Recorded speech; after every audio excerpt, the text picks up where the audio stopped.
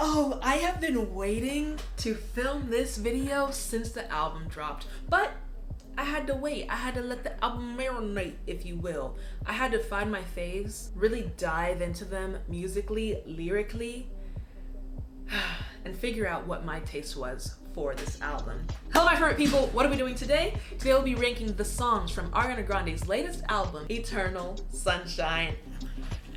Oh my god, this honestly, every time we start a new era with an artist, these are some of my favorite videos to do because it really lets me see how different everyone's perspective and opinion is on music, which is kind of the whole point of me making this channel, is to really find the girls and the gays that enjoy pop music, whether it be dance, funk, or R&B, as is Eternal Sunshine, and really just have an opportunity and space for us to discuss and like, I don't know, girl out about it. So yeah, today we'll be ranking the songs from Ariana Grande's Eternal Sunshine album, and then we will be hunting in another video, probably the next video, we'll be hunting for a vinyl because this R&B masterpiece, it must be featured. I said in that reaction, one of these bitches is coming down. Honestly, I'm looking at Lil Mix. Y'all can't even see Nikki. She's way down here. She would be up on the chopping block if she were anywhere else like visible. But it's either gonna be, honestly, Billie, she's on the chopping block too. She may be coming back because I heard she's dropping an album. We're getting off topic. Let's get right into these rankings. You guys know how these work. And I feel like I have to say this every time we do a video where we rank songs from an album. If you're a sensitive little bitch, please exit stage left. This is not the video for you. In this video, I'm going to be giving my unbiased, unfiltered opinion, which is what I feel like people really enjoy this channel for, is because I'm as unserious as it gets and I'm as honest as it gets. And so if your opinion or if your feelings get hurt really bad by people's opinions on your faves, click off now. Let's just get that out of the way. You can be respectful, you can comment your opinions down below, but if you're like the type to get like rage and start commenting hateful shit, spare yourself the dilemma and me, okay? Make sure if you have not yet, subscribe down below. I'm on the road to 250,000, which I can't even fathom that is a goal I have for myself now. I didn't even think I was gonna pass 100K, but here we are. Please make sure you subscribe and like the video so I know you guys want me to keep doing more of these album reactions, rankings, and just getting into the things with you. And if you don't mind also following the Instagram and the vlog channel, I'm gonna be more active on both those pages, and I really wanna get those numbers up. So help your girl out, do all that, and let's get right into the video. So before we get into the rankings, first we gotta discuss what each row means so that you guys get where I'm coming from whenever I rank these songs, okay? At the very bottom, we have Chum Bucket. I know, I'm sorry. The SpongeBob joke is played out, but I get a key out of it. I do. And so, at the bottom, Chum Bucket. Songs that go in Chum Bucket are just songs that should not have been on the album or songs that I cannot stand. For reference, I'm looking at you, yes and. Yeah, so songs that go in Chum Bucket are songs that I just don't vibe with, in my opinion, could have not been on the album. Anyways, above that we have Eh. Eh is like songs that I don't like, I don't dislike, I'm indifferent to them, honestly. On top of that, you have Okay. Songs like this are like, I'll stream it, but like, is it my favorite? No. Bopping, I really like those songs, but they're just not like my top songs. And there are songs on here that I'm just like obsessed with. So they're good, but they're not like on repeat, which is the very top row. On repeat are songs that I cannot live without. These are songs that make me like a diehard Ari stan. And yeah, they prove again why Ariana Grande is Ariana freaking Grande. Okay, I hope you understand. Let's get right into the rankings. So the very first song on the album, one thing about Ariana Grande, she knows how to give a good intro. I feel like her releasing Raindrops gives her a pass in my book forever, but then she gave us Intro, End of the World, where it's kind of like this entryway into where her mind is at and how she's feeling. She's wondering, how do I know if these are the right people for me? How do I know if I'm in love? How do I know if this is like the right course for my life? Not to mention, it kind of feels like a 1950s sitcom or love story with the instrumental. I just really love Intro, and I do think it really did set the tone for the album, and so therefore it's going into bopping. Like, I'm not joking when I say Ariana Grande does some of the best intros that I've ever heard for albums. After Intro, we have Bye. It's over, oh yeah, is how I feel sometimes whenever the song is over. I'm not gonna lie, I feel like Bye being right after Intro is cool because it lets us go from her wondering like, is this the right move, to her being kind of solidified in her convictions and decisions and saying, bye boy, I'm done with you. That being said, I like that she is giving us a different sound with like this jazzy feel. It's just not my taste. It's just not the type of pop music I enjoy. So Bye, it's not a bad song, but it's not, honestly, it could go in either okay or eh, but I'm just gonna go ahead and put it in eh. Because again, it's not a bad song, it's really just not my taste. I don't really like the jazziness, or I don't know, I just don't vibe with it. You give me your opinions, but Bye, in my opinion, I'm indifferent to it, honestly. After Bye, we have Imperfect for You, and oh my god. This song like drags the trauma responses out of me. The writing, the vulnerability in Imperfect for You, it is like saying you can be all, not the John Legend reference, you can be all of you, I'll give you all of me, and we will be imperfectly perfect for each other. What better, like that's all you can hope for, is for someone, whether it be a relationship or friendship, just anyone you interact with, to accept you for who you are authentically and just love you regardless. Like that is the only love story I want for me. And I feel like Imperfect for You is just a beautiful song, and like it makes me genuinely want to cry how beautiful this song is. Like, do you hear this? Listen. Hello.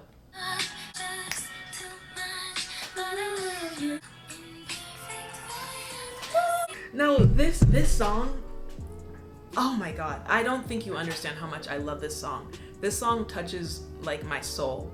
Like this is one of the most beautiful, it gives me the same vibe of POV. I need you to understand how much I love this song.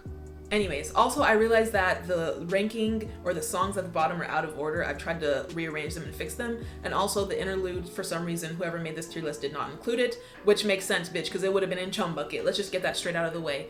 What was the interlude? Bring your ass forward. Yeah, I'm talking about you. Saturn Returns interlude. Return your ass to Saturn. I don't want to stream it. I don't know what it is. I just do not like interludes unless they're the intro of albums. I feel like they set you off course. They're so jarring. That's the best way that I can describe, in my opinion, interludes. They're just so jarring. They don't really make sense to me. They don't compute to me. You give me your opinions on interludes, but if it were on this song list, it would be in Chum Bucket. So there you go with that. After Imperfect for You, which was actually at the end of the album, but again, out of order. Next up we have Don't Wanna Break Up Again. Don't Wanna Break Up Again has like this bouncy rhythm. It really does, I feel like, take you back to the 90s, and it has all the elements of R&B and pop that I love separately, and she somehow found a way to mix them together. So Don't Wanna Break Up is a bop. It's a bop. It's not one of my faves, but I don't even know how she was able to make a song this good. You know what I mean? After that, we have Eternal Sunshine. Eternal Sunshine, the title track, honestly is rivaling Imperfect for You for favorite song of mine from the album. Eternal Sunshine is just... What?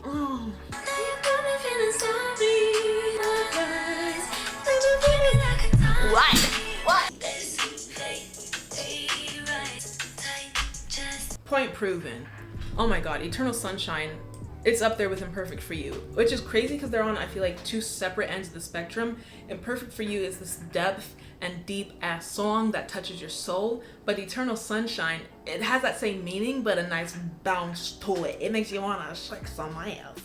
Anyways, those are my top two songs from the album. Let me know if your top two are different or if we have the same wavelength. Anyways, after Eternal Sunshine, we have Supernatural. If I'm being 100% honest, Supernatural is boring to me. And I feel like, sure, it has the fun poppy, boppy, instrumental and beat like the rest of the songs do, but that's the thing. When you compare it to the other song, like it coming right after Eternal Sunshine was already setting it up for failure.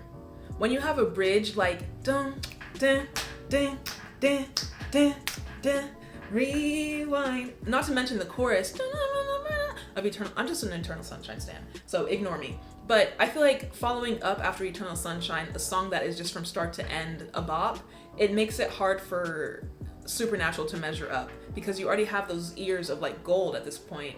And yeah, it doesn't compare to the other songs. So therefore, I'm gonna move Bye up to okay and Supernatural to eh. Because it in my opinion, Supernatural is just a boring song. Like, girl, we get it. You're in love and it feels supernatural. Good for you. Can we get back to the bops though? Anyways, after Supernatural, we have True Story. When I think of True Story, I think of like risque, I think dramatic. Those are the words that come to mind for True Story. This woman was willing to like risk it all and give up everything for this man. Like that's the vibe that the song is giving. So just for that, I kind of have to give bopping because I respect it. Miss Girl, I said in the video, my reaction, Miss Girl is like a Cat Farrell in Heat. And that all comes through, I feel like, the emotion in True Story. Not to mention it sounds freaking good. So I love True Story. It's a bop in my opinion. After that, you have another really good song, The Boy Is Mine. I was expecting a Brandy feature. I'm sad that we didn't get it. Maybe we'll get a remix with Brandy on it. But I feel like just the essence and meaning behind the song, the reference to it all, makes it so special. So therefore, The Boy Is Mine, it has to be like a bopping song because it's important. It has impact.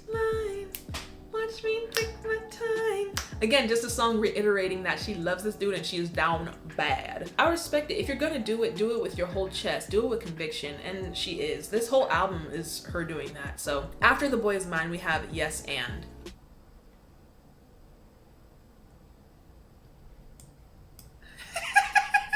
Cause why was this? What is the song doing here? I feel like it like broke in and forced its way onto this album.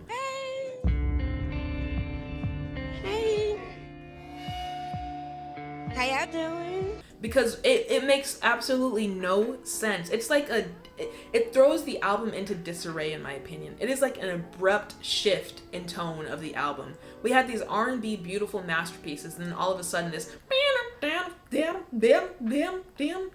you know what? I have beef with this song. And back in the day, whenever it first dropped, and I thought that she was about to give us an electric pop dance album, I was all for Yes and. But now seeing what the whole package is, I'm like, what are you doing here? I would really love to know Ariana Grande's thought process with putting Yes and on this album because I don't see the vision. Unless like it's about being psychotic and like all these emotional waves, like 1 minute we're in love, 1 minute we're depressed, 1 minute we're on Saturn's interlude contemplating life, next we're vibing and drunk and high off ecstasy and just happy, bounce into Yes and. Like all the different emotions of maybe life and love, which I guess, but at the end of the day, do I want to hear that shit after I'm just hearing Imperfect for You? Be fucking for real. After Yes and, we have We Can't Be Friends. And not my two least favorite songs being the two singles from the album. Oh Lord. No, but for real, I feel like just I could not vibe with these electric dance poppy songs when the album was giving R&B. It clashed for me. Ordinary Things? Oh wait, no. Ordinary Things is the one featuring Nona, which is actually the closer of the album. So before Ordinary Things, we actually have I Wish I Hated You. This is what I mean. How can you give me I Wish I Hated You with that voice crack and then we can't be friends. Though I will say, We Can't Be Friends, the music video did give it a few little points. So I'm gonna go ahead and bump Miss Girl up to okay because the visuals, the emotion, her crying, trying to erase the memories, that is in tune with the rest of the album. It's just the poppiness, the dance, like let me know if you get what I'm trying to say. Anyways, I Wish I Hated You is another one of those soul-crushing songs from the album. And then the intro beat, I love the rhythm of it. Dun, dun, dun, dun, dun. But really, my mind is frying even thinking about it. What sells the song for me is that voice crack she does. I wish I hated it. Where she's literally crying in the freaking studio.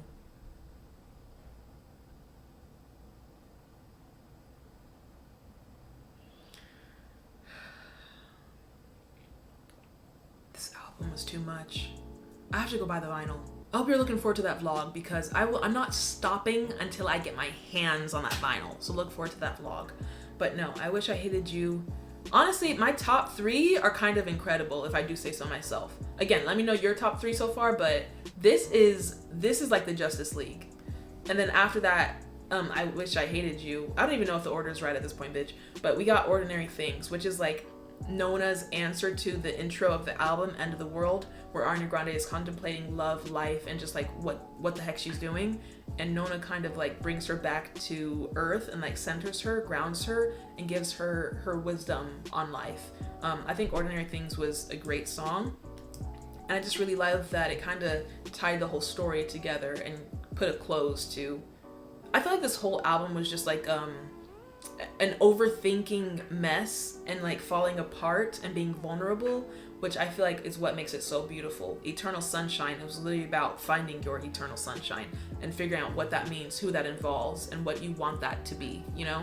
I think this was a beautiful album. This is my ranking, you guys. Let me know if we have the same ranking. Again, there are a few songs that were not listed because they were not included, as they should not have been, that damn Saturn interlude. But yeah, let me know your opinions. How did you feel about some of the songs? Were they different from mine? Comment down below, and I'll see you in the next one. Bye! Look forward to getting that vinyl, bitch, because it's going on the wall.